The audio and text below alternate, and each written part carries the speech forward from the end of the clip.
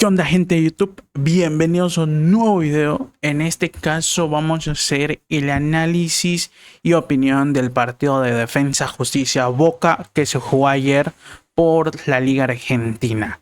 Entonces, la verdad, como no hay tanto hoy va a jugar el Real Madrid Betis, pues voy a hacer este análisis que debía hacerlo ayer. Que ayer debía haber prender directo, pero bueno, se me fueron las horas. Ya cuando me di cuenta era demasiado tarde. Ya dije, mejor hago mañana el video y lo subo al momento, al toque. Entonces, decir que si te encantan mis videos, que si te gusta cómo yo analizo y comento, ¿no? Estos videos, que te suscribas, que me dejes tu like y no mucho más, ¿no? Entonces vamos con eso. Vamos un poco con la previa, ¿no? Como siempre hago, hablar un poco de Boca más que nada, de lo que ha pasado antes de este partido. Lo que sucedió en el partido, no el análisis, el uno por uno y uno que otra cosa que recuerdo que sepa, ¿no? Ahí medio random. ¿Cómo viene Boca de este partido? Boca viene un poco ya dulce, ¿no? Con un poco sabor a como si le hubieran dado un choclo. Un niño alegre, porque viene con muchos partidos consecutivos sin perder. No digo que venga sin empatar, viene partidos consecutivos sin perder. O sea, ya eso es una estadística muy buena, aunque ha empatado mucho. La verdad es que venir casi 14, 13 partidos, si no ando mal, sin haber perdido, son estadísticas que, aunque no quieras, muy positivas para el club. Más para Boca, que había iniciado en 2026 medio bueno, que luego se cayó muy mal, bajó mucho Boca, perdía, empataba mucho. Ahora que lleva 13 partidos y en esos 13, 14 partidos consecutivos sin perder, le sumas el superclásico que gana Boca con gol de Paredes de penal en el primer tiempo, casi al final del primer tiempo. Entonces, la verdad es que Boca venía con una sensación muy bien, pero es verdad que Boca este partido lo iba a jugar casi con un 11 suplente. No iba a haber casi ningún titular, a excepción del Changuito Ceballos, que si no ando mal juega, y uno que otro más, como Delgado, ¿no? En el mediocampo. Que iba a jugar, creo que ¿cómo se llama? Bueno, el jugador vasco, el jugador español Herrera, pero que se terminó lesionando en el entrenamiento, ¿no? En el calentamiento. Entonces, la verdad es que iba con un equipo medio suplente, pero es verdad que jugaba el Changuito Ceballos. Un Changuito Ceballos que en la primera parte del 2025, mejor dicho, en la segunda parte del 2025, casi al final, era un jugador que a Boca le daba mucho peligro en el área rival, un jugador de uno con uno, un jugador también muy creativo, un jugador indispensable para Boca, y que en el 2026, casi al inicio de este 2026, se termina lesionando. Y también eso se debe mucho a los partidos que decía que Boca empataba o perdía, porque Boca casi no generaba peligro al arco rival, porque el que generaba ese peligro, el que era determinante, era el Changuito Ceballos. Pero con el paso del tiempo, Úbeda, el DT de Boca, pudo encontrar soluciones para atacar con Merentiel, con Vareiro que llega, con el descubrimiento de Aranda, ¿no? De un pibe también de las inferiores como el Changuito Ceballos, y pudo ajustar el equipo e incluso mejorarlo en el ataque, porque antes solo dependía de Ceballos el ataque, ahora depende de Vareiro, de Merentiel, de Aranda. Obviamente eso hizo que el Changuito Ceballos fuera un poco menos titular, que hoy en día tenga que competir por esa titularidad. Pero yo creo que para eso, para el hincha de Boca, para ustedes, si me ven, si son de Boca, es bueno, ¿no? Es bueno que ya no tengas que depender de un solo jugador para atacar. Y que también hoy, y vamos a ser sinceros, el 11 suplente de Boca, es verdad que el primer tiempo estuvo muy, ¿sabes? Pero el segundo tiempo jugó muy bien. Es verdad que entraron uno que otro titular, pero el 11 de Boca jugó con mucha gana, jugó con mucho huevo. Que en el primer tiempo no jugó más o menos, incluso diría que Defensa y Justicia jugó mejor que Boca, es verdad. Pero algo que está teniendo mucho Boca es mucha actitud. El fútbol, el jugar bonito, bueno, eso se logra, no hay tanto problema, pero la actitud no se negocia, es algo que nace del corazón. Y algo que también Boca tenía mucho, ese problema actitudinal, que a veces le metían un gol, a veces lo empataban y caía Boca, se tiraba al suelo, se rendía, no podía más. Ahora no, ahora si le meten un gol puede remontarlo, o sea, Eso también ayuda mucho, eso es clave, ¿no? Para este medio final de esta parte de la temporada en lo que es la Liga Argentina, que se vienen los playoffs, más que nada. Yo creo que para el hincha de Boca, para aquel que ve Boca, que ama Boca, es mejor ganar este torneo para así centrarse en la segunda parte o digamos bueno, en la otra parte del torneo de Argentina, porque se divide en dos, se me fue el nombre. Se me fue el nombre completo, cómo se dividen las dos partes. Pero bueno, apertura y clausura, ya se me volvió. Bueno, creo que este es el apertura, porque es que está muy diferente. Creo que este es el clausura o la apertura o viceversa. Es que en México también es similar. Está la apertura y clausura, pero está movido de otro lado al diferente. Entonces ahí me confundo mucho. Pero bueno, uno de los dos es. Entonces yo creo que el clausura, ¿no? Pero bueno, entonces yo creo que el hincha de Boca, hasta cierto punto, yo creo que obviamente el hincha de Boca dice Boca es Boca y debe de ganar todo, ¿no? Porque es el club más grande, yo creo que de América, sin problema alguno. O sea, yo no lo discuto. Y pues yo creo que debe de ganar todo, ¿no? Pero yo creo que si lo piensas de forma fría, de forma analítica, si lo quieres poder ganar este torneo, estos playoffs, o bueno, estos mata-mata que se van a jugar, no playoffs, sino mata-mata que se van a jugar en 9 menos, si los gana Boca, eso le deja como que un respiro a no tener que ganar el otro título, ¿no? El otro en la otra competición, ¿no? De la misma liga, ¿no? Que se divide en dos, no tener que ganarlo, porque ya ganó. Y ya centrarse en la Copa Libertadores, porque justamente en esa época, en esa parte de la temporada, es cuando se hacen los mata-mata de la Copa Libertadores. Y yo creo que Boca se va a centrar en eso y dice, yo juego, obviamente, voy a intentar jugar y ganar la otra parte de la temporada, pero ya gané esta, ya fui campeón, entonces ya no tiene esa responsabilidad. Y yo creo que se verá cómo va a suceder. Yo creo que este equipo de Boca, el titular, está muy bien y el suplente hoy respondió. Tal vez le faltó juego, pero con actitud. Eso no, como digo, no se negocia y eso es clave.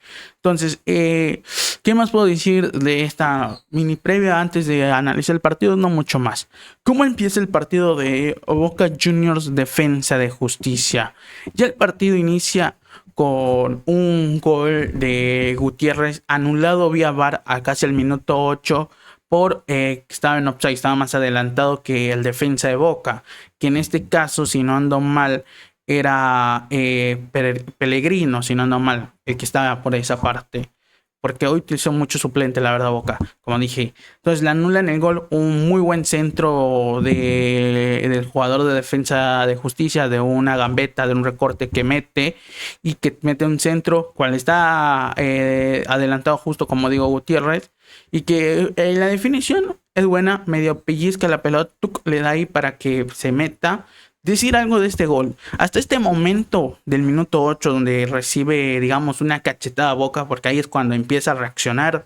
Hasta este momento y después un poco más si le quieres poner, Boca estaba jugando muy perdido. No podía recuperar, no podía tener un poco la tenencia, no era peligroso para nada. Le estaba costando recuperar en su propio campo. Incluso el gol que cae anulado, que fue un offside creo que hasta milimétrico si te lo quieres poner, cae de una desatención de los defensas, de los laterales de Boca, que permiten que el jugador de defensa de Justicia mete el centro a su bola, literalmente a su antojo. Y al no marcarlo, al no presionarlo, termina cayendo el gol de Defensa y Justicia que justamente es anulado. Entonces hasta el minuto 15, 20 Boca no tenía ni siquiera el dominio de la pelota, no estaba siendo peligroso, no podía, mejor dicho, ni siquiera podía recuperarla. Defensa y Justicia la estaba jugando muy bien y la verdad es que el partido de Boca no estaba bien, no estaba siendo bueno, pero es verdad que estaba metiendo mucha actitud, estaba yendo a todas las pelotas, pero sin poder recuperarla, ¿sabes? Porque al moverla también Defensa y Justicia y un Boca que no tenía un orden como tal, aunque le pusiera actitud, no servían para mucho.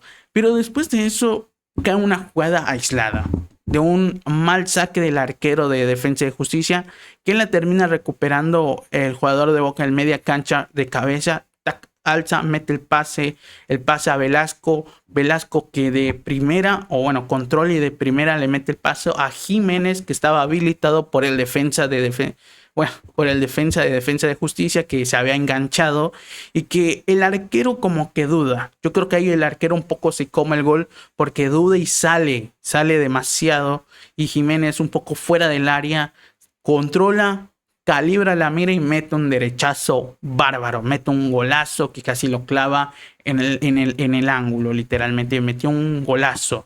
Y la verdad es que era un gol necesario para Boca porque no estaba jugando bien. Defensa y Justicia tenía la posición, aunque no era peligroso Defensa y Justicia, pero bueno, tenía el dominio del partido. La verdad es que mucho de eso no sucedió más en el primer tiempo. No te digo que Boca fue tampoco peligroso. Tuvo esa y ya no mucho más que yo recuerde. El partido se jugó ayer, entonces no estoy muy bien ahí, no estoy fresquito. Entonces no recuerdo mucho más. Es verdad que sucedieron una que otra cosa arbitral, uno que otro desmayo también en la tribuna que se socorrió. Hubo una expulsión para Defensa de Justicia de Soso, de su DT, que terminó siendo expulsado, creo que por tercera vez, no sé si consecutiva, por lo que estuve oyendo y viendo por los comentaristas, ¿no?, del partido. Al parecer este DT se expulsa demasiado, creo que en 6 partidos ha sido expulsado 3 veces, es una locura eso. Pero bueno, después de eso no hubo mucho más, por parte de Boca. Parecía que no tenía mucho el control del dominio. Entonces, en el entretiempo, ¿qué puedo decir de este primer tiempo? La verdad es que fue un primer tiempo muy aburrido, si lo quieres poner de esa forma, porque aunque Defensa y Justicia movía la pelota, no generaba peligro.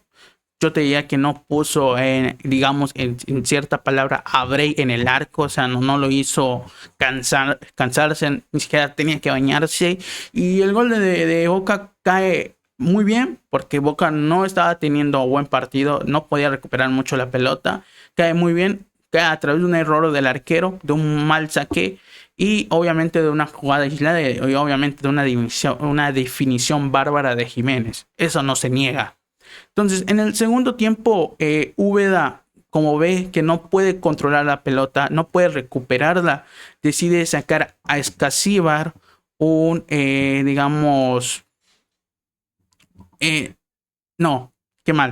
decide sacar a Romero y mete a Escacíbar, ¿no? Saca a Romero, Barra que está jugando como extremo derecho, saca a Romero y entra Escacíbar. ¿Qué hace esto? Porque Úbeda estaba jugando con un 4-2-3-1, ponele, un poco muy agresivo, pero al hacer eso, y como ese no es el formato o el equipo de Úbeda, que Úbeda juega con un 4-4-2, perdía mucho la posición de la pelota, no podía tener el control y no podía quitarle la posición a Defensa y Justicia, aunque no hacía daño, pero bueno, para Boca era muy cansado estar todo el rato persiguiendo, ¿no? Entonces hace ese cambio, quita un delantero y mete un mediocampista más, al ruso Escacíbar, y así vuelve con un 4-4-2, ¿no? Con un Delgado y Belmonte en el doble 5 y con un Escacíbar y ponerle Velasco como enganches un poco por la banda, y un doble 9 Jiménez y el Changuito Ceballos, ¿no? Un poco más retrasado el Changuito Ceballos, pero algo por el estilo, ¿no? Y el segundo en tiempo, después de ese cambio, se ve mucho el cambio de Boca en el aspecto de la posesión. Empieza a tener mucho más posesión y eso hace que Boca empiece a tener mucho más peligro. Empieza a llegar mucho más Jiménez, empieza a tener más contundencia o más representación en el área rival, ¿no? Empieza a generar un poco más, sin ser peligroso, sin tener ninguna clara, pero sin ser más... llegando más de lo que había llegado en el primer tiempo, te diría. Luego de eso hace otros cambios Úbeda, cambios que saca a Delgado, porque Delgado había tenido una tarjeta amarilla, lo saca por eso, y también obviamente porque es un jugador que va a ser titular en el próximo partido de Copa Libertadores, que se juega en nada menos.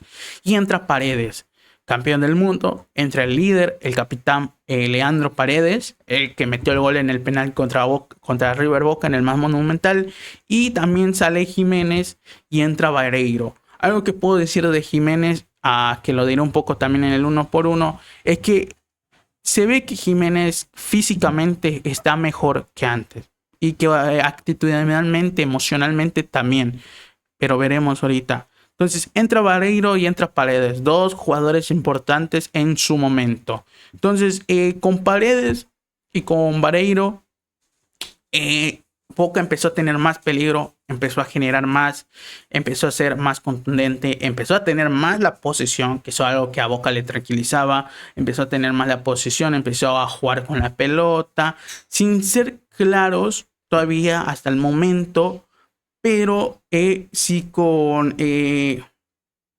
posición y sí con ya más ataque, ¿no? En el área de defensa y justicia.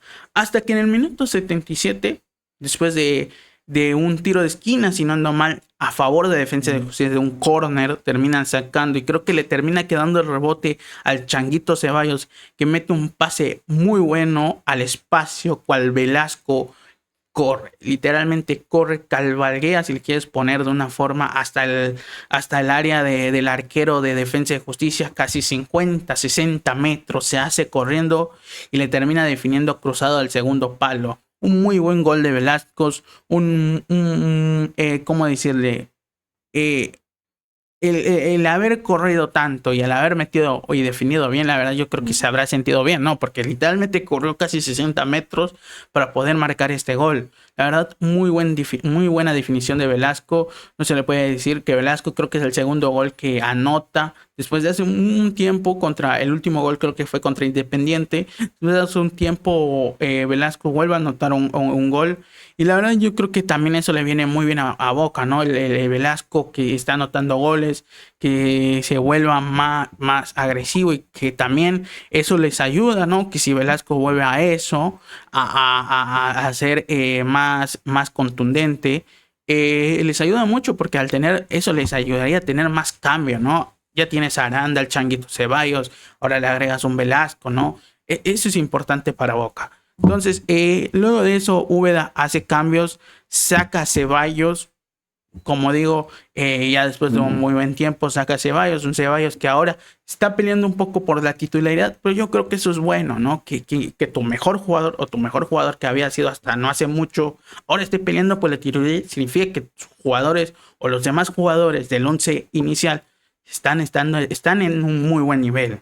Entonces, luego de esos cambios, Ceballos Aranda, el pibe Aranda siendo importante otra vez. A través de una jugada generada absolutamente por Paredes, sin escándalo alguno, yo creo, de Paredes que mete un pase para atrás, que empieza a ir un poco para adelante, y de varios pasecitos que el mismo Paredes tiene acción en casi todos los pases para generar un hueco donde Aranda se desmarca. Paredes mete un pase muy bueno, muy preciso, pero todo ese espacio se generó a través de un Paredes que empezó a meter pases con sus jugadores, pases tranquilos, sin ser peligrosos, pero teniendo la idea de generar un espacio, cual Aranda aprovecha el hueco que se genera entre las líneas de defensa y justicia, mete un pase en diagonal bárbaro Paredes, que Aranda controla, corre y le mete un pase a Bray literalmente en vertical, si no ando mal, cual Bray solo la tiene que empujar y definir al arco, y cual estaba habilitado y termina cayendo Vareiro, se me fue el nombre, Vareiro el uruguayo, si no ando mal, no, el paraguayo. Entonces, Vareiro que define a placer, que definen sin ningún problema, una gran jugada, yo creo toda de Paredes y obviamente un muy buen control y conducción de Aranda y buen pase de Aranda para que Vareiro solo tenga que meterla, y ahí termina cayendo el 3-0. Ya Boca estaba goleando, estaba gustando porque el segundo tiempo de Boca fue otra cosa. Al meter un mediocampista más y sacar un delantero más, Úbeda hizo que el partido se cambiara por todo. Literalmente el segundo tiempo de Boca fue otra cosa. Y luego sale Velasco, entra Merentiel. Entra Merentiel. Y al minuto 92, ya después de un Boca que estaba jugando a placer, que estaba creando peligro y que estaba ahí diciendo pase, no, ya iba 3-0, era imposible que le desconten el marcador, que se le complique la vida. Bueno, a través de una jugada de Aranda que mete un muy buen pase a Merentiel, que se desmarca, y Merentiel que gambetea al arquero y define un muy buen gol de Merentiel, termina cayendo el cuarto casi al final del partido. Boca hizo lo que quiso en el segundo tiempo, literalmente. Y eso yo creo que es bueno para Boca. Esto antes a Boca le costaba y que solo un cambio, porque sí es verdad que Escasíbar es titular, pero lo demás casi era suplente. La defensa en el segundo tiempo también jugó mejor, estuvo mejor posicionada, ya no dejaba tanto espacio para que los jugadores de Defensa y Justicia metieran centros a placer. Y eso hizo que obviamente Boca en el equipo total fuera muy superior a Defensa y Justicia. Más en el segundo tiempo lo pasó por encima, yo creo sería la palabra correcta. Entonces, ¿qué más te puedo decir de este partido, no? Yo creo que Boca se merecía este resultado. Fue en los 90 minutos más superior que Defensa y Justicia. Es verdad que el primer tiempo, si quieres te lo puedo decir, fue hasta igualado, pero el segundo tiempo lo hizo lo que quiso Boca, hizo lo que quiso. Pero ¿qué más te puedo decir? Yo creo que esta victoria a Boca le sirve para mantener ese consecutivo sin derrotas. Y también para tener esa energía, ¿no? Esa energía positiva que anda teniendo el equipo argentino para todos los partidos que le quedan de esta parte de la temporada, que son los de Libertadores y los mata-mata de su liga. No es cierto, de su liga. No, entonces vamos el 1 con 1. Acá se ve muy bien el 1 con 1.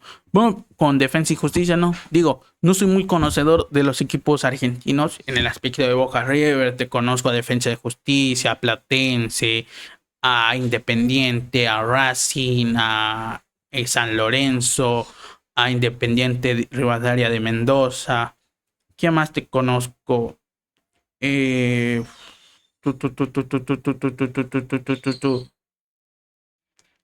Central, creo que hay uno Central Córdoba,